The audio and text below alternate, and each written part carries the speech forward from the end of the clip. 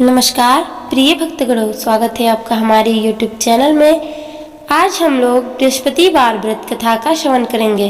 बृहस्पतिवार का व्रत करने से बृहस्पति भगवान लक्ष्मी माता की कृपा आप सभी के ऊपर बनी रहती है और इस व्रत को करने से हर मनोकामना पूरी होती है। जो व्यक्ति अपने मन में जो कामना लेकर यह व्रत करता है, उनकी भगवान सारी मनोकामनाएं पूरी करते हैं।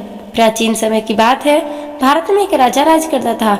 वह बड़ा प्रतापी तथा दानी था। वह नित्य प्रति मंदिर में भगवान दर्शन करने जाता था और ब्राह्मण और गुरु की सेवा किया करता था। उसके द्वार से कोई भी याचक निराश होकर नहीं लौटता था। वह प्रत्येक गुरुवार को व्रत रखता एवं पूजन करता था। हर दिन गरीबों को सहायता करता, परंतु यह सब बातें उसकी रानी को अच्छी नहीं लगती थी। वह न व्रत करती और न किसी को एक पैसा दान में भी देती थी। वह राजा से भी ऐसा करने को मना किया करती थी। एक समय की बात है, राजा शिकार खेलने वन को चले गए। घर पर रानी और दासी थी। उस समय गुरु बृहस्पति साधु का रूप धारण कर राजा के दरवाजे पर भिक्षा मांगने आए। साधु ने रानी से भिक्षा मांगी तो कहने लगी, हे साधु महाराज, मैं इस दान पुण्य से तंग आ गई हूँ। इस कार्य के लिए मेरे पतिदेव ही बहुत है। अब आप ऐसी कृपा करें कि सारा धन नष्ट हो जाए तथा मैं आराम से रह सकूं। साधु रूपी बृहस्पति देव ने कहा, हे देवी, तुम बड़ी विचित्र हो। संतान और धन से कोई दुखी नहीं होता, इसको सभी चाहते हैं। पापी भी पुत्र और धन की इच्छा करता है। अगर तुम्हारे पास धन अधिक है तो भूखे मनुष्य को भोजन कराओ, प्याव लगवाओ, ब्राह्मणों को दान दो, धर्मशालाएं बनवाओ, कुआं, तालाब, बावड़ी, बाग बगीचा आदि का निर्माण कराओ तथा निर्धनों की कुंवारी कन्याओं का विवाह करो। साथ ही यज्ञ आदि करो। इस प्रकार के कर्मों से आपके कुल का और आपका नाम परलोक में सार्थक होगा एवं स्वर्ग की प्राप्ति होगी। परंतु रानी साधु की इन बातों से खुश नहीं। उसने कहा, हे साधु महाराज, मुझे ऐसे धन की आवश्यकता नहीं जिसको मैं अन्य लोगों को दान दूं तथा जिसको रखने और संभालने में मेरा सारा समय नष्ट हो जाए। साधु ने कहा, हे देवी, यदि तुम्हारी ऐसी ही इच्छा है तो जैसा मैं तुम्हें बताता हूँ तुम वैसा ही करना। बृहस्पतिवार के दिन घर को गोबर से लिपना, अपने केसों को पीली मिट्टी से धोना, केसों को धोते समय स्नान करना, राजा से कहना वह हजम मत कराए, भोजन में मांस बंदिरा खाना, कपड़ा धोबी के यहाँ धुलने देना। इस प्रकार करने से 7 बृहस्पतिवार करने से तुम्हारा धन नष्ट हो जाएगा। यह कहकर साधु महाराज रूपी बृहस्पति देव अंतर ध्यान हो गए। रानी ने साधु के कहने के अनुसार 7 बृहस्पतिवार तक वैसा ही करने का विचार किया। साधु के बताए अनुसार कार्य करते हुए केवल 3 बृहस्पतिवार बीते कि उसकी समस्त धन संपत्ति नष्ट हो गई। भोजन के लिए दोनों समय परिवार तरसने लगा तथा संसारी भोगों से दुखी रहने लगा। तब वह राजा रानी से कहने लगा कि हे रानी, तुम यहाँ पर रहो, मैं दूसरे देश को जाता हूँ, क्योंकि यहाँ पर मुझे सभी मनुष्य जानते हैं, इसलिए मैं यहाँ कोई कार्य नहीं कर सकता। अब मैं प्रदेश जा रहा हूँ, वहाँ कोई काम धंधा करूंगा, शायद हमारे भाग्य बदल जाए। ऐसा कहकर राजा प्रदेश चला गया। वह वहां से जंगल से लकड़ी काट कर लाता और शहर में बेचता। इस तरह जीवन व्यतीत करने लगा। इधर राजा के बिना रानी और दासियां दुखी रहने लगी। किसी दिन भोजन मिलता और किसी दिन जल पीकर ही रह जाती। एक समय रानी और दासियों को 7 दिन बिना भोजन के व्यतीत करने पड़े तो रानी ने अपनी दासी से कहा, हे दासी, यहाँ पास एक नंग मेरी बहन आती है, वो बड़ी धनवान है, तू उसके पास जा, वहां से 500 बीघा मांग के लिया, जिससे कुछ समय के लिए गुजर हो जाएगा। दासी रानी की बहन के पास गई। रानी की बहन उस समय पूजा कर रही थी। बृहस्पतिवार का दिन था। दासी ने रानी की बहन से कहा, हे रानी, मुझे आपकी बहन ने भेजा है, मुझे 500 बीघा दे दो। दासी ने यह बात अनेक बार कही, परंतु रानी की बहन ने कोई उत्तर नहीं दिया, क्योंकि वो उस समय बृहस्पतिवार की कथा सुन रही थी।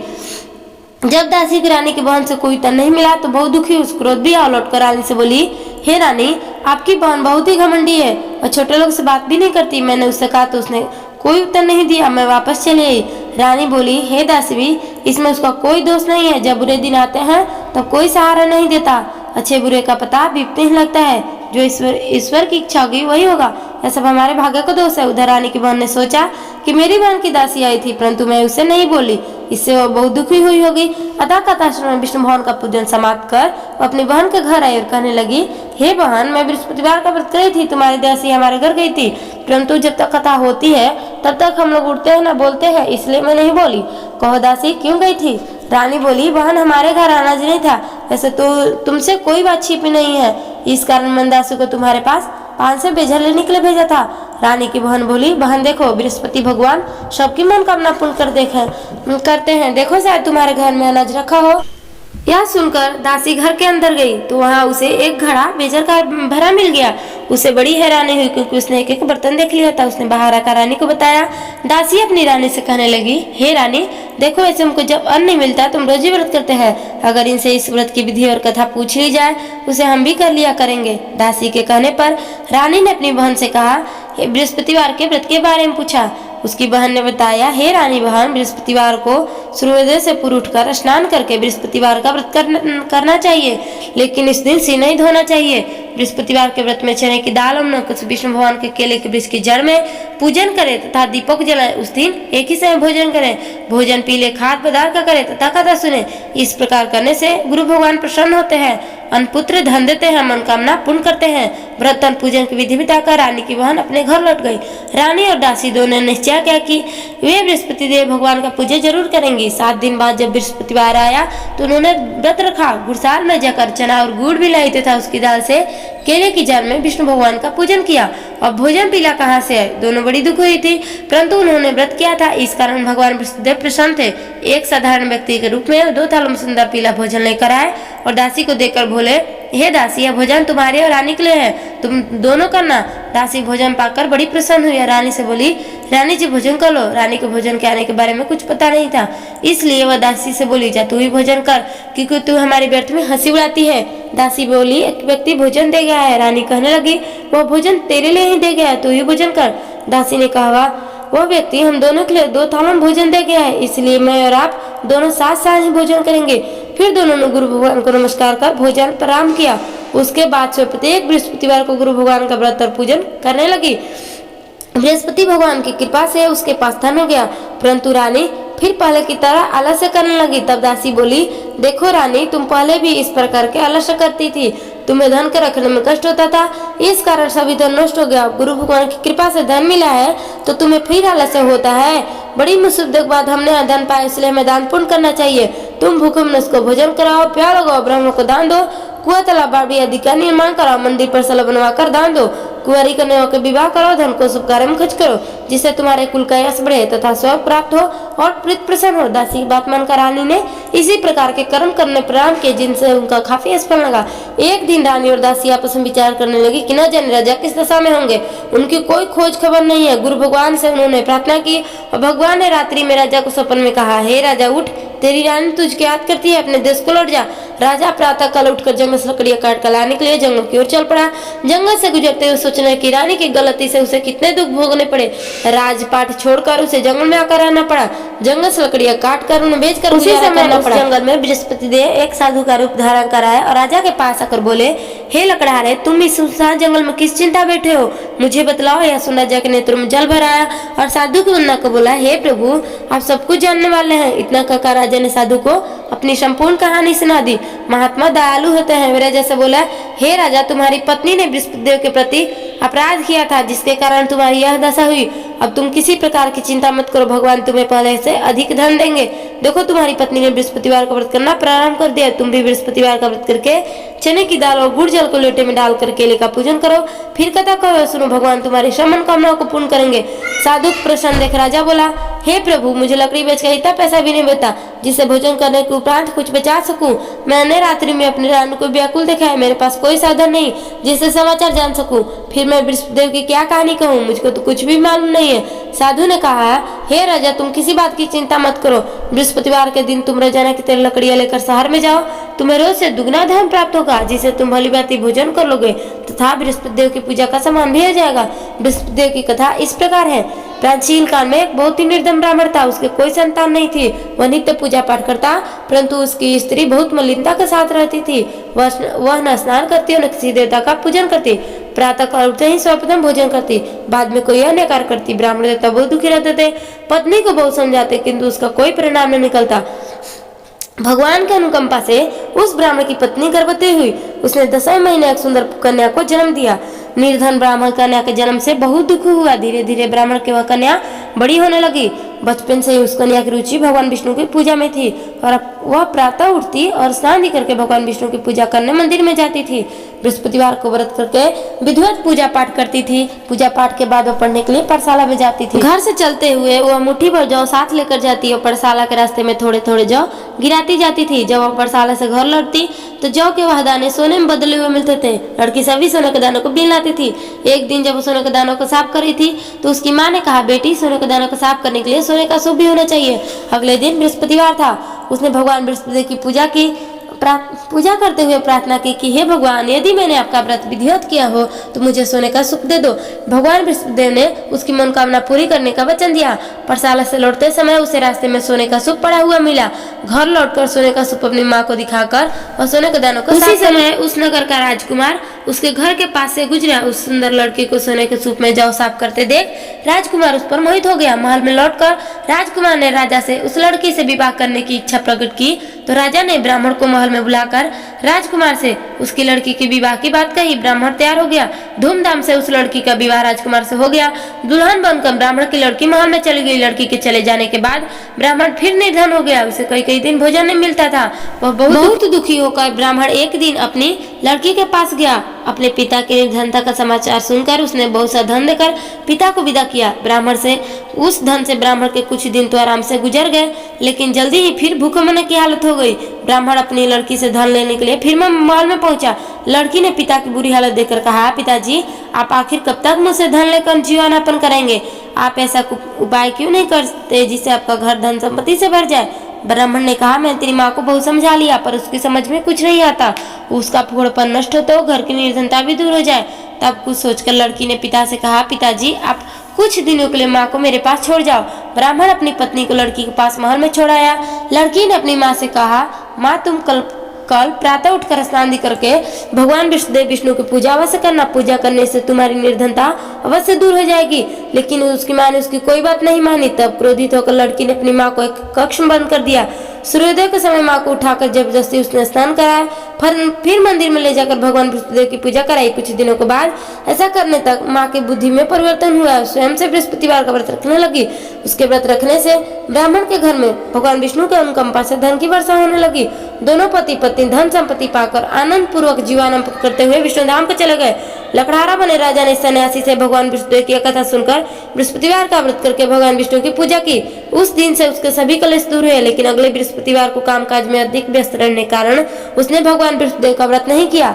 भगवान विष्णुदेव लकड़हारे से क्रोधित हो गए और उसे भूल की सजा दी। उस दिन नगर के राजा ने नगर में घोषणा करके सबको सूचित किया कि प्रत्येक नागरिक मेरे महल में भोजन करने आए। जो नहीं आएगा उसे अपराधी मानकर भारी दंड दिया जाएगा। लकड़हारा बने राजा ने उस नगर के राजा की घोषणा तो सुनी, लेकिन जंगल से लकड़ी काट कर लाने और उन्हें बेचने में देर हो जाने के कारण वह समय पर महल में भोजन करने नहीं जा सका। अतः राजा के सैनिक लकड़हारे को पकड़कर महल में ले गए। राजा ने उसे एक कक्ष में बैठाकर भोजन कराया। उस कक्ष में एक खूंटी पर रानी का सोने का हार लटका हुआ था।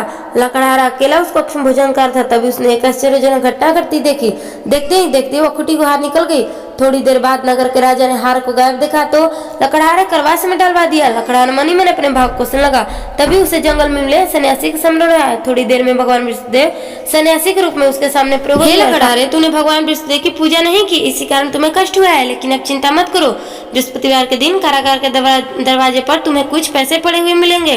उन पैसों से भगवान विष्णुदेव का व्रत करके उनकी पूजा करोगे तो तुम्हारे सब दुख नष्ट हो जाएंगे। बृहस्पतिवार के दिन दरवाजे पर पड़े मिले पैसे से चने गुड़ मंगाकर लकड़हारे ने बृहस्पतिवार की कथा कही तो भगवान विष्णुदेव ने प्रसन्न होकर उस नगर के राजा को सपन में लकड़हारे को कारागार से मुक्त करने कहा। सुबह राजा ने उठकर देखा तो कक्ष में खूंटी पर रानी का सोने का हार मिल गया। राजा ने लकड़हारे को मुक्त कर दिया। उसे धन और आभूषण देकर विदा किया। लकड़हारा बना राजा उस नगर से चलकर अपने नगर में पहुंचा तो उस नगर में कुएं, धर्मशाला, बाग बगीचे देखकर बहुत प्रसन्न हुआ। राजा ने किसी से पूछा, ये कुएं, धर्मशालाएं किसने बनवाई है? सबने उसे बताया कि सब रानी उसकी दासी ने बनवाए हैं। राजा महल में पहुंचा तो रानी ने उनका भव्य स्वागत किया। तब राजा निश्चय किया कि सप्ताह में एक बार तो सभी व्रत तथा पूजन करते हैं, परंतु मैं प्रतिदिन व्रत किया करूंगा तथा दिन में 3 बार कथा कहा करूंगा। अब हर समय राजा के दुशाला में चने की दाल बंधा रहता था। दिन में 3 बार विष्णुदेव की कथा करता। कुछ दिनों के बाद राजा को अपनी बहन की याद आई। एक दिन घोड़े सवार होकर राजा अपनी बहन से मिलने चल दिया। अभी राजा नगर बाहर पहुंचा ही ताकि उसने कुछ लोगों को एक सौ ले जाते हुए देखा। राजा को स्मरण हो आया कि आज उसने किसी को बृहस्पतिवार के व्रत की कथा नहीं सुनाई है। राजा ने उन लोगों को रोककर कहा, भाइयों, आप सौ ले जाने से पहले मुझसे बृहस्पतिवार की कथा सुन ले। लोगों ने राजा पर क्रोधित होते हुए कहा, तुम पागल तो नहीं हो गए हो? लेकिन कुछ बड़े बूढ़े लोगों ने कहा, अच्छा भाई, साथ चलते चलते तुम अपनी कथा सुना लो। राजा ने चलते हुए आधी कथा ही सुनाई थी कि सौ हिलने लगा। राजा की पूरी कथा सुनते ही सब उठकर बैठ गया। लोगों ने हैरानी से दांत तले अंगुली दबाई।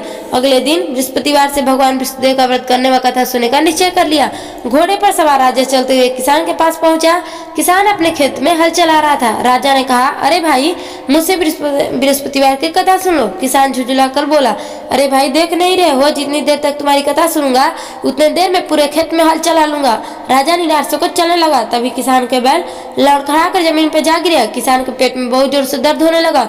उस समय किसान की पत्नी जब खाना लेकर आई तो उसने किसान के इस बारे में पूछा। किसान ने घुड़सवार की पूरी कहानी सुनाई। किसान की पत्नी दौड़ती हुई राजा के पास पहुंचकर हाथ जोड़कर बोली, भैया, मैं तुम्हारी कथा सुनने के लिए तैयार हूँ। राजा ने उसके साथ खेत पर पहुंचकर बृहस्पति की कथा सुनाई। तभी बैल उठकर खड़े हो गए। किसान के पेट का दर्द भी तुरंत हो गया। राजा अपनी बहन के घर पहुंचा तो उसकी बहुत आवभगत हुई। राजा ने देखा घर के सभी लोग भोजन कर रहे हैं। किसी भूखे को बृहस्पतिवार की कथा सुनाए बिना राजा भोजन नहीं करता था। उसने बहन से कहा, बहन, क्या घर में ऐसा कोई व्यक्ति है जिसने अभी तक भोजन न किया हो? उसकी बहन बोली, भैया, हमारे घर में तो क्या, आपको पूरे नगर में ऐसा कोई व्यक्ति नहीं मिलेगा जिसने सुबह सुबह भोजन न किया हो। तब राजा ने बहन के घर से निकलकर उस नगर में बिना भोजन के व्यक्ति की तलाश की। एक गडेरिये घर में उसका बेटा बीमार होने के कारण भूखा रह गया था। राजा ने उसको जाकर बृहस्पतिवार की कथा सुनाई। कथा सुनते सुनते गडेरिये का बीमार बेटा बिल्कुल ठीक हो गया। सबने राजा की बहुत प्रशंसा की। एक दिन राजा ने अपनी बहन से कहा, बहन, हम अपने घर जाना चाहते हैं, तुम भी हमारे साथ चलो, कुछ दिन वहां रहकर लौट आना। राजा की बहन ने अपने सास से पूछा तो सास ने ताने देते हुए कहा, बहू, मैं अकेले जाना तो अकेले जाना, मेरे पोतों को नहीं ले जाना। तुम्हारे भाई को कोई संतान नहीं है, कोई तुम्हारी भाभी मेरे पोतों पर कोई जादू टोना न कर दे। दूसरे कक्ष में बहन की सास की बात सुनकर राजा दुखी मन से अकेला ही अपने नगर को लौट गया। रानी ने राजा से कहा, आप तो अपनी बहन को साथ लाने की बात कह गए थे, फिर बहन को साथ क्यों नहीं लाए? राजा ने दुखी होकर कहा, रानी, हम निसंतान है, इसलिए कोई हमारे घर आना पसंद नहीं करता। रानी ने राजा को समझाया, हे प्राणनाथ, बृहस्पति देव ने हमें सब कुछ दिया है, अब भगवान बृहस्पतिदेव हमें संतान भी अवश्य देंगे। बृहस्पतिवार को विधिवत व्रत करते हुए राजा रानी ने भगवान बृहस्पतिदेव से संतान के लिए प्रार्थना की। कुछ दिनों के बाद उन्होंने सपन में दर्शन देते हुए कहा, हे राजन, तेरी मनोकामना पूरी होगी। रानी एक सप्ताह बाद रानी गर्भवती हो गई। 10वें महीने रानी ने एक सुंदर पुत्र को जन्म दिया। राजा रानी जीवन पर्यंत बृहस्पतिवार का व्रत करते रहे। उनके घर में धन की वर्षा होती रही। आनंद पूर्वक जीवनयापन करते हुए राजा रानी भगवान बृहस्पति की अनुकंपा से मोक्ष को प्राप्त करके सीधे बैकुंठ धाम पहुंच गए। बृहस्पतिवार को विधिवत व्रत करके जो स्त्री पुरुष भगवान विष्णु की सच्चे मन से उनकी पूजा करते हैं, भगवान उनकी सभी मनोकामनाएं पूरी करते हैं। बोलिए बृहस्पति भगवान की जय, लक्ष्मी मैया की जय। ओम जय बृहस्पति देवा, ओम जय बृहस्पति देवा, छिन छिन भोग लगाऊं, प्रतिदिन भोग लगाऊं, कदली फल मेवा। ओम जय बृहस्पति देवा, तुम पूर्ण परमात्मा, तुम अंतर्यामी, जगत पिता जगदीश्वर, तुम सबके स्वामी। ओम जय बृहस्पति देवा, चरणामृत निज निर्मल, सब पातक हरता, सकल मनोरथ दायक, कृपा करो भरता। ओम जय बृहस्पति देवा, तन मन धन अर्पण कर, जो जन शरण पड़े, प्रभु प्रगट तब होकर, आकर द्वार खड़े। ओम जय बृहस्पति देवा, दीन दयाल दयानिधि, भक्तन हितकारी, पाप दोष सब हरता, भवबंधन हारी। ओम जय बृहस्पति देवा, सकल मनोरथ दायक, सब संशय हारी, विषय विकार मिटाओ, संतन सुखकारी।